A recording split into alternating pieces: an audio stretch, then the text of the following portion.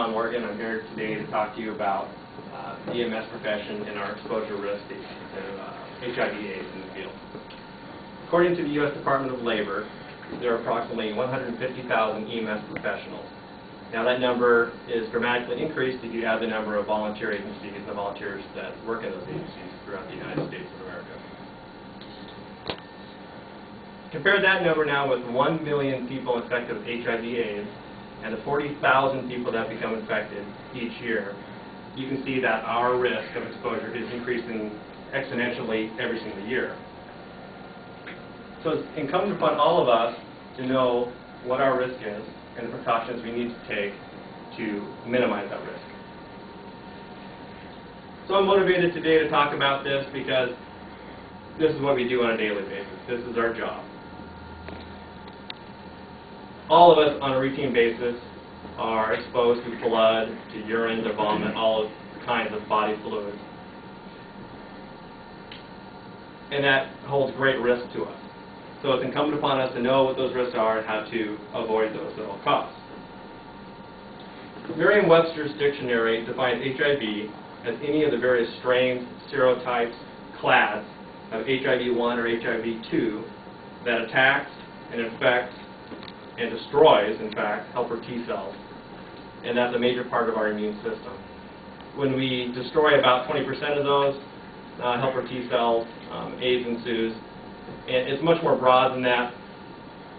So you have the destruction of the helper T cells, and you can also have the addition of opportunistic infections like pneumonia and TB. So in the next few moments, I'd like to give you some of the background of HIV/AIDS, go through some of the risks of infection to the EMS professional, and inform you on some of the precautions that we can take to minimize this risk.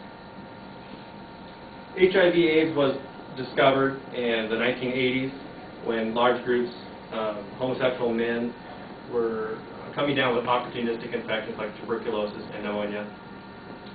Since then, 65 million people worldwide have been infected with HIV/AIDS, and 25 million have died. In 1983, HIV-1 was identified, and a serologic test was made available in 1985.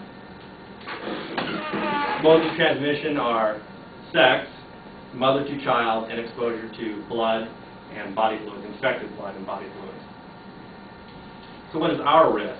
Well, obviously our risk will be to the blood and body fluids that we encounter each and every day in the field.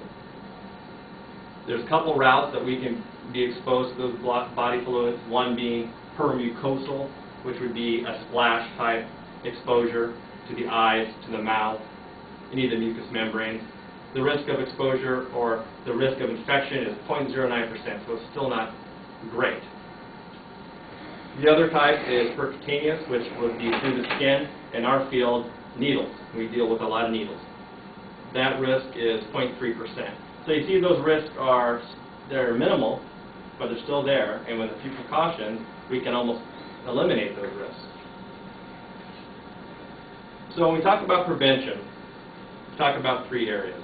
The first being universal precautions. Each of us on every single call should wear our gloves at the very least. Something you need to think about.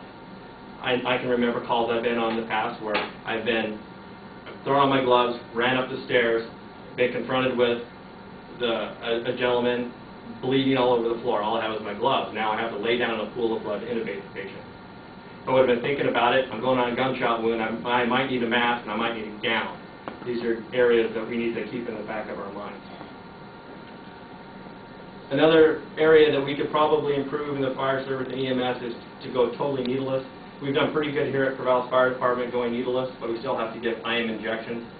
The answer here is simple. When you're done with your needle, put it in a sharp's trap so that no one can stick themselves with it. Don't stick it on the bench seat so we don't get stuck.